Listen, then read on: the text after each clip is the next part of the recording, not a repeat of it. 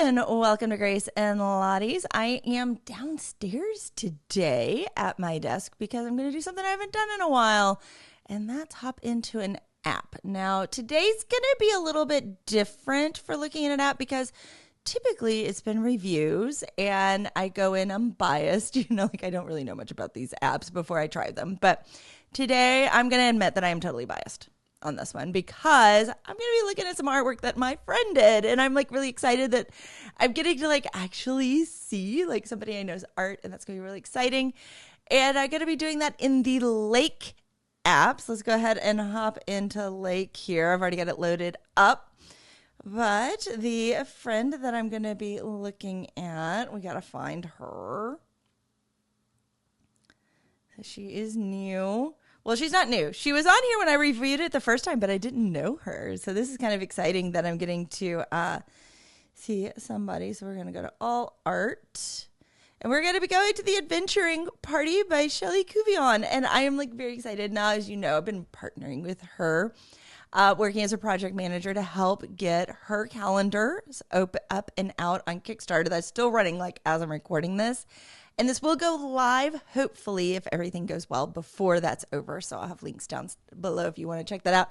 But this is something she put out some new art in Lake. And I'm not going to lie, like this is like Shrubs. It's like his favorite set of characters that she makes. And I'm excited to get to see him. I haven't actually looked at the art other than that I knew it was going to be this art. So we're going to hop in and look at this Adventuring Party here. And we're going to color one, don't worry. And to do this, I had to actually pay for it. And I did pay for it. They did send a code and I didn't log in time. And I'm like, you know what? I'm going to pay and support my friend. But yeah, so excited to get to hop in here. I'm looking at the art. Now it is going to switch over into landscape mode or portrait mode here in a minute. But I've got to decide who I want to do. Do I want to do the cover art? Oh, there's so many choices. Who looks like fun? Ooh, I kind of like this one right here. I think I'm going to do that one. So, it's going to let me do it in portrait or in landscape. I am like really excited right now because I never get to stay in landscape. I've never had all the tools in this, so it's going to be interesting to see how the tools work. As you can see, I've got them all here. I'm going to go ahead and hop off with this, and I'll record some voiceover after I do it because it's going to be a lot of dead airtime while I'm figuring this out and learning all the new bits. So I will talk to you live in a little bit later, but you'll probably still hear me talking in a second, but it's me from the future. Ooh. Wow. Working on this picture it's so different than what I was expecting. Like, number one, I have been in Happy Color a ton. And so it was so different to not just be tapping. Like, it was like, oh, I'm actually in control. It felt funny. It was like, yes, you're in control when you do normal coloring sheets, like with your pencils and things like that. Now you're in control again. So that was kind of a funny thing to get used to. I know it sounds silly. It was one of the things, though. It took me a moment. I loved the palette that the artist chose, that Shelley chose.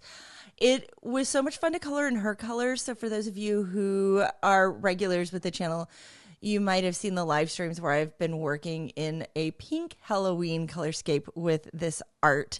So it was fun to get to jump in with this and do her palette because I was working in mine with that one in very different art styles, which fun. I enjoyed the getting to see the two side by side and getting to see the difference. It was kind of nice though not to have to like make choices with the colors. Like, oh, these are my colors. Okay, cool. I can work with this, I just got to kind of tap around. And then, of course, there were the different values, which made it nice. I started with the bucket tool for layers. Now, the reason why I started with the bucket tool was it was fast. I can lay down basically what colors I want where, so I don't have to think about that part later. It's done. I can just keep moving on. So that's part of the reason why I start there with it. Now, from there, I tried a bunch of the different tools. I tried the acrylic brush. I tried the watercolor brush.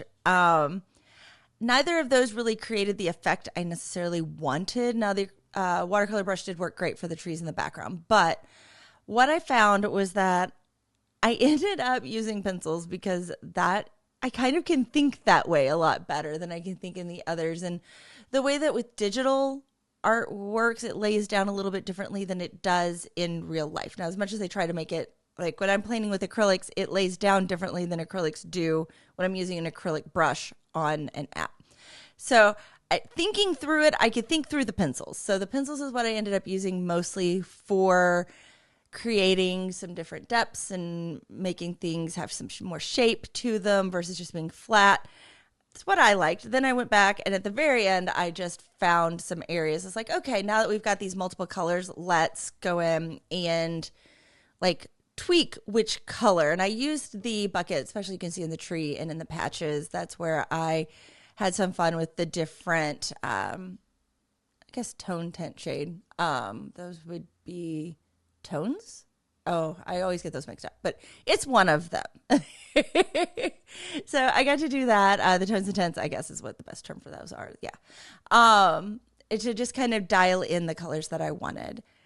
So thoughts overall with this is I had a ton of fun getting to do it. It was fun to jump back into Lake. I haven't done that app in forever. It was fun to wake it back up on my iPad. Would I do more pictures in this? Not if I'm at home. I'm going to be honest. If I'm at home, I much prefer traditional mediums. I have got so many other projects that need to be done that I'm probably not going to be sitting down to do a digital app.